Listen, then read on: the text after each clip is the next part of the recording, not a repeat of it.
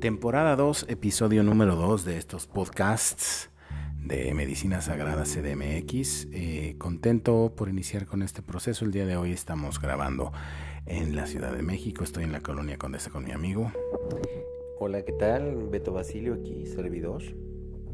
Y bueno, un poquito más animados ya, más después de todo lo que ha pasado, después de la conferencia, después de todas estas grandes sub y bajas que hemos tenido todos como comunidad, continuamos con la información. Y el día de hoy hemos decidido ponerle a este podcast Despertar para qué. Sí, exacto. Despertar, ¿para qué? Porque muchas personas están hablando de este famoso despertar por medio de las medicinas, ¿no? Pero la pregunta, ¿qué es despertar? ¿Cómo funciona el despertar? ¿Qué es lo que hace uno cuando despierta? Claro, y como decías tú hace ratito, por eso decidí prender la máquina. Ok, estás en este ensueño, por así decirlo, de esta experiencia humana donde estamos de alguna manera desconectados de las otras realidades de lo divino, y de repente entras en contacto con la molécula y tienes este electroshock y despiertas, abres los ojos, entiendes que hay otras dimensiones. El camino de la espiritualidad es un camino, no es un asunto de que abres los ojos y ya está, ¿no? Sí, fíjate que ahí es algo como muy delicado, que mi intención es tratar de tener las palabras correctas para explicar qué es espiritualidad, y aclaro que lo que yo comparto no quiere decir que sea la verdad absoluta, pero es algo con lo que me doy la oportunidad de trabajar para precisamente poder avanzar. Y es que es chistoso, pero cada vez nos damos más cuenta que hay personas que se dicen despertando y conectando con la espiritualidad, y es curioso, es como si, para mí, en lugar de despertar, no quiero juzgar, pero pareciera que entran más bien a un sueño más profundo, porque cuando uno despierta, y era lo que comentaba aquí con mi hermanito Mario, imagínense que estamos aquí en un departamento, estamos dormidos y de repente hay un incendio en el edificio, ¿no? Y de repente tenemos la oportunidad de despertar. Cuando despiertas, pues ese momento deberías de utilizarlo para agarrar y apagar el incendio, o simplemente para salir de ese lugar donde estás corriendo peligro. Y muchas personas están simplemente despertando, pero no están haciendo nada. Y cuando digo no están haciendo nada, imagínense que esta casa de la que les hablo es el planeta Tierra. Y realmente, ¿de qué sirven muchas personas que están conectando con la espiritualidad si simplemente se están refugiando en una dimensión, o en esta parte espiritual que simplemente los aleja de ser humanos, y realmente están dejando de ayudar a rescatar a nuestros seres queridos en esta experiencia llamada vida? Que al final debería de ser un llamado a la acción, ¿no? Y yo creo que todo mundo que entra en contacto, bueno, este podcast que es especializado en cosas del sapo, vamos a hablar del sapo, no hablar de otras medicinas, siempre es un llamado a la acción, ¿no? Pero tampoco es una píldora mágica, o sea, se te da la información y tú decides si brincas o no en el barco. Y lo que hemos estado notando como comunidad es que pocas personas se lo toman en serio, ¿no? O sea, yo siempre he dicho, la vida después del sapo, ¿qué pasa cuando expandes tu conciencia, cuando despiertas y regresas al mismo trabajo, a los mismos hábitos? Eventualmente regresas a la ensoñación, y luego la gente dice, es que esto no sirve. Pues claro que no sirve, por sí solo no sirve, pero ahí el que no sirve es la persona que no está haciendo el trabajo, ¿no? Entonces es muy importante retomar el punto de que se tienen que tomar las riendas de la vida cuando se despierta con estas medicinas, ¿no? Sí, fíjate que precisamente acabo de pasar por una experiencia donde hace un par de días me tocó ver fallecer a un familiar ya de edad avanzada, y exactamente yo estaba en el momento que sucedió, y llegaron los doctores y me preguntaron, oiga, ¿la entubamos? Y yo había tenido pláticas antes con la familia y precisamente con mi familiar que falleció, de que ella no quería, porque eso no es vida. Y todo el mundo aceptamos y no se le entubó, y pues bueno, ella está en otro plano, lo voy a llamar. Pero me acordé mucho de las personas que realmente cuando hacen medicina, muchos realmente quieren vivir entubados artificialmente para no estar aquí. ¿Entubados? Usando la medicina. Usando la medicina, y es bien triste, porque digo, ¿de qué caso tiene que estés repitiendo medicina si no sabes estar aquí, si no aprendes a resolver los problemas aquí, si no eres consciente de lo que eres y lo que tienes que hacer? Y para mí es como estar entubado. Y hoy me contacta una persona, me decía, oiga, es que quiero hacer medicina, pero usted ¿por qué dice que hay que hacer post-medicina si nadie da post-medicina? Le digo, no, pero nadie da post-medicina, y precisamente por eso están regresando, porque quieren a cada rato entubarse para poder respirar, cuando podremos aprender a respirar aquí afuera, siendo conscientes, conectándonos con todo. Y así es, y eso es particularmente lo que yo siempre he estado pensando. Bueno, al principio no, porque te embelezas con la medicina y parece que es la máxima. Sí, es una cosa muy positiva. Pero bueno, con los años, con el tiempo, nos hemos ido dando cuenta del lado oscuro del humano usando la medicina. Porque no es el lado oscuro de la medicina solo existe, las herramientas solo son. Y esta actitud de estar pegado de la pipa, pues es exactamente lo mismo que estar pegado de cualquier otra cosa, ¿no? Y de estar entubado, ¿no? Y literalmente del tubito de la pipa, ¿no? Sí, la verdad es que ahora que me tocó presenciar esto con mi familiar, pude ver esa imagen de muchas personas y no las juzgo. O sea, si realmente quieren estar entubados porque no tienen la capacidad suficiente de respirar vida aquí, está bien, pero creo que los que nos dedicamos a esto no podemos agarrar y ofrecer el que estén entubados, porque van a depender de este tipo de herramientas y se vuelven flojos para poder sanar y estar aquí, y realmente a lo largo no van a poder disfrutar esta experiencia llamada vida. Y era lo que le decía esta persona, porque me decía, oiga, pero es que usted es el único que he escuchado que es necesario post-medicina. Y le digo, bueno, yo lo recomiendo, ¿no? Le digo, pero mira, te la pongo más fácil, no me creas a mí. Pregúntale a todas las personas con las que te hablaron maravillas de esta medicina, que te digan cómo es su vida ahora afuera, si se resolvieron las cosas o simplemente no han podido adaptarse a lo que le llaman al mundo exterior. Y es que muchos simplemente están viviendo con el pensamiento, no, ya quiero que sea fin de semana porque no soporto el trabajo. Entonces quiere decir que no has resuelto las cosas. Yo he notado este patrón de personas donde sufren, por ejemplo, ya llegó el lunes, no, es que no me gusta. Cuando, por ejemplo, en mi caso yo disfruto todos los días son completamente maravillosos aquí afuera, conectándome con todos y conmigo mismo. Y entonces ahí te das cuenta cuando las personas sí realmente han podido resolver responsablemente sus problemas y han utilizado obviamente esta herramienta para hacer eso. Y esta herramienta no dista de las herramientas psiquiátricas convencionales al final, porque podemos llamar que es una herramienta psiquiátrica de la tierra o de alguna otra manera llamarla, pero si el ser humano no resuelve las cosas, pues no hay avance. Y entonces volvemos a decir, el despertar, ¿para qué? O sea, ¿para qué tomaste la medicina si vas a continuar con tus mismos hábitos, ¿no? O sea, o darte cuenta que existen multidimensiones, o que tuviste vidas pasadas, o que estás conectado, presente multidimensionalmente en otras realidades. O sea, ¿para qué? Si no estás pudiendo ser humano, ¿no? Sí, al final del día esto ha sido un tema de discusión bastante delicado, porque yo, al menos como facilitador, creo que sí somos de alguna manera corresponsables de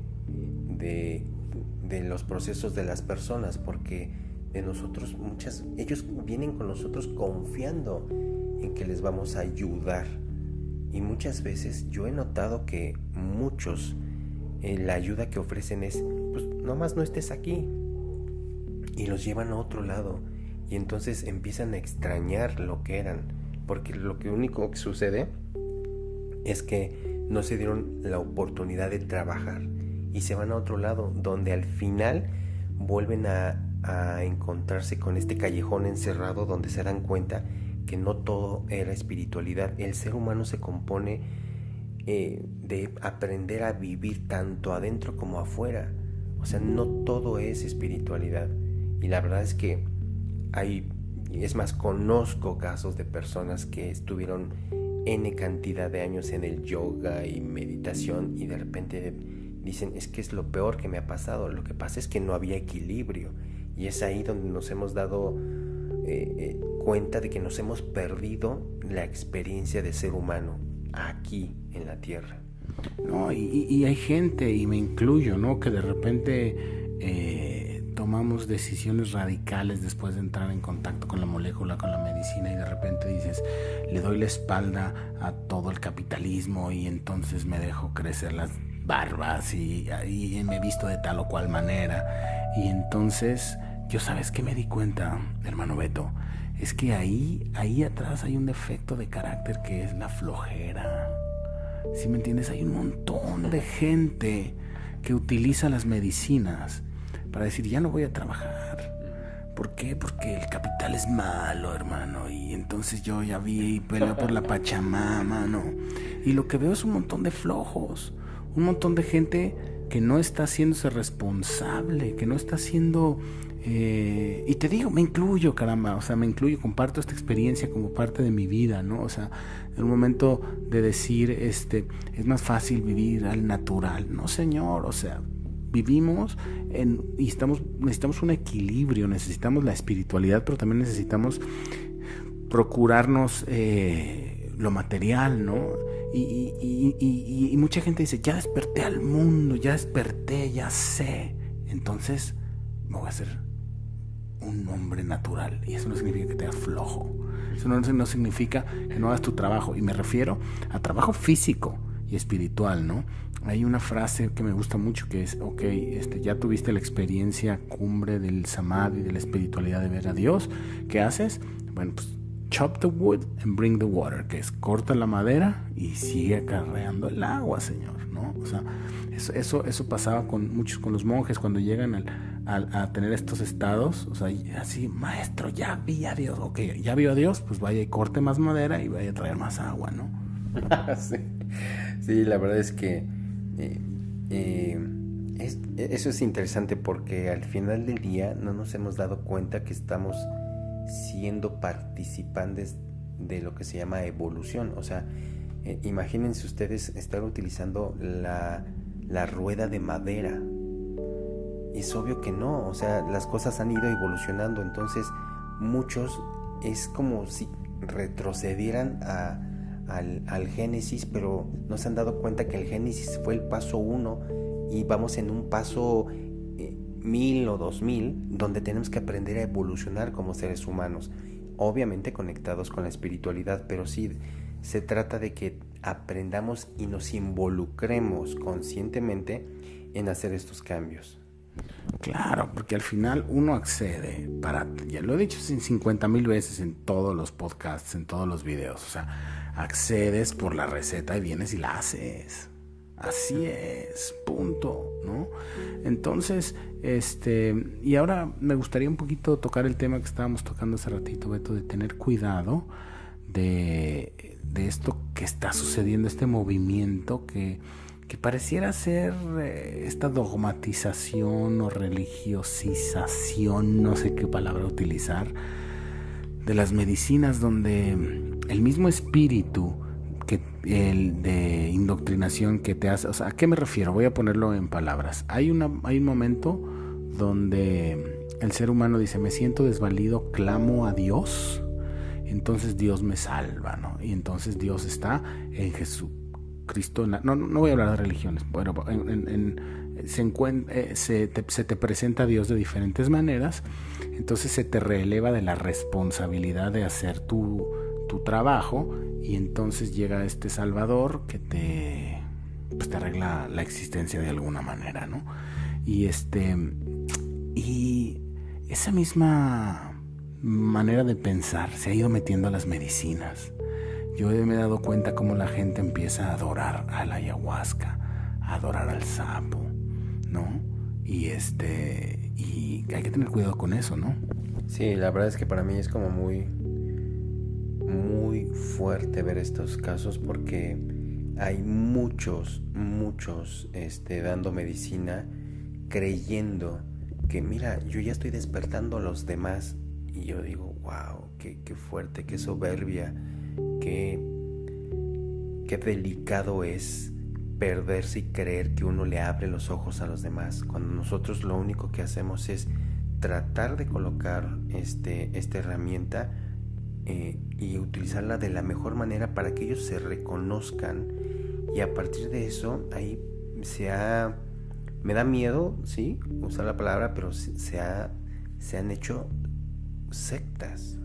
O sea, la verdad es un hecho, y estamos cayendo en el mismo patrón del que tanto juzgan las medicinas hacia las religiones.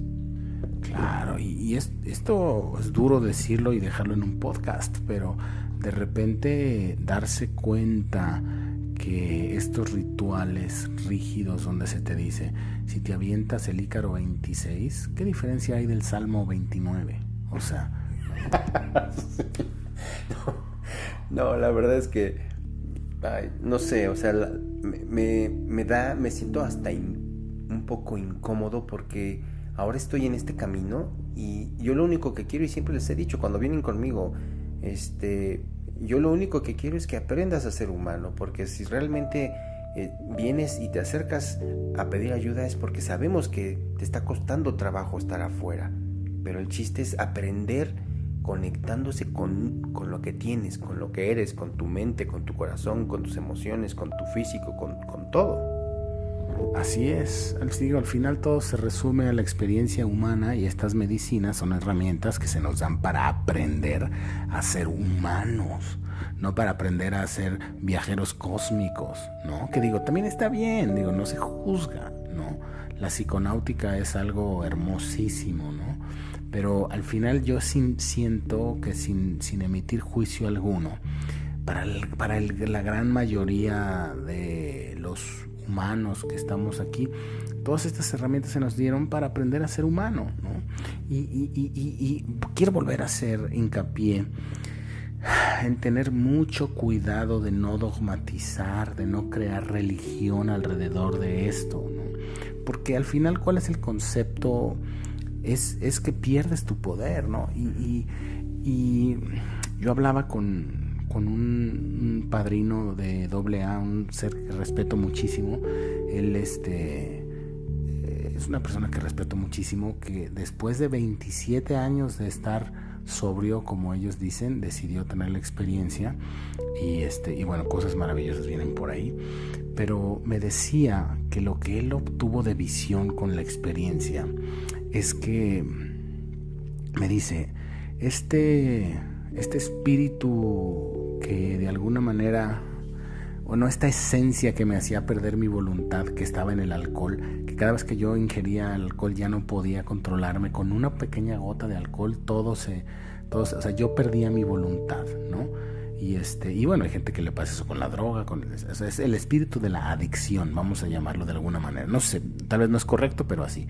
Me decía, cuando yo llegué al grupo, me ayudaron a estar sobrio, a ser una buena persona y a ser una persona de bien y feliz, pero me volví dependiente del grupo.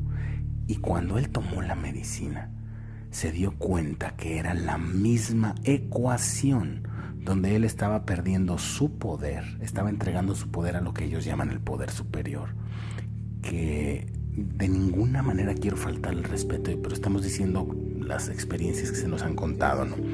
Y me decía, es el mismo mecanismo.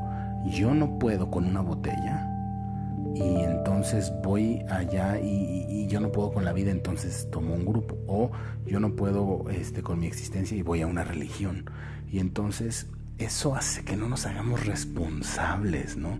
Y por eso es tan duro a veces los procesos post-medicina, porque de alguna manera se desnuda el espíritu y te das cuenta. Yo me he dado cuenta que todos los problemas que tengo en la vida son a raíz de mis defectos de carácter y mis decisiones. Yo ya no puedo culpar al cosmos, yo ya no puedo culpar a mis padres, yo ya no puedo culpar a la economía, y de repente escucho gente diciendo, es que Peña Nieto, por eso soy pobre, y digo, por favor, o mi padre me abandonó y por favor, ¿no? Y yo aprendí con las medicinas que eso no es, ¿no? Y ese espíritu de dogmatización y religión tenemos que echarlo fuera de las medicinas.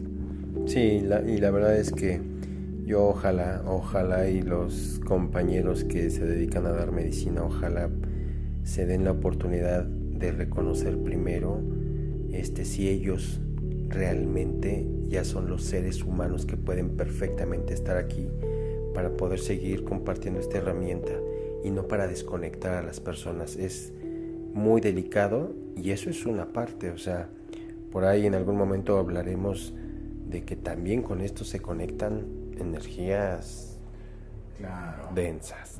Claro que voy a hacer un pequeño paréntesis, pero ese será motivo de otro podcast. Estábamos en la Conferencia Mundial del Bufo Alvarius y se acerca una chica y se acerca contigo, ¿no, Beto? Y dice, oye, bueno, voy a contar la historia rápidamente, pero básicamente se acerca y, oye, yo estoy en una convención del Bufo Alvarius, todo el mundo habla de moléculas, hormonas, psiquiatría, ¿y dónde quedan todas las entidades y todo el mundo espiritual, no?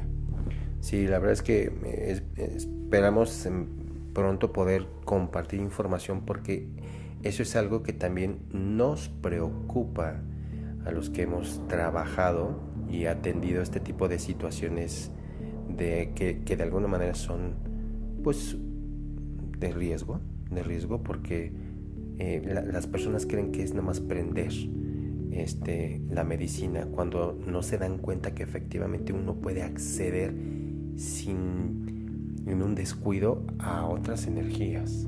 Y entonces es ahí donde por eso pedimos de favor que pregunten todo acerca de la medicina, conozcan al facilitador y si se avientan esta decisión, adelante, y si necesitan seguimiento, pues pregunten con su facilitador, o si no, pues aquí habemos varios que estamos listos para ayudarlos. Pues muchísimas gracias, hermano Beto querido. Un podcast más para nuestro proyecto de podcast. Esta es la temporada 2, episodio 2, y muchísimas gracias por haber estado con nosotros. Gracias a todos ustedes, gracias a ti, Mario, por todo lo que estás haciendo, y cualquier cosa aquí estamos. Gracias.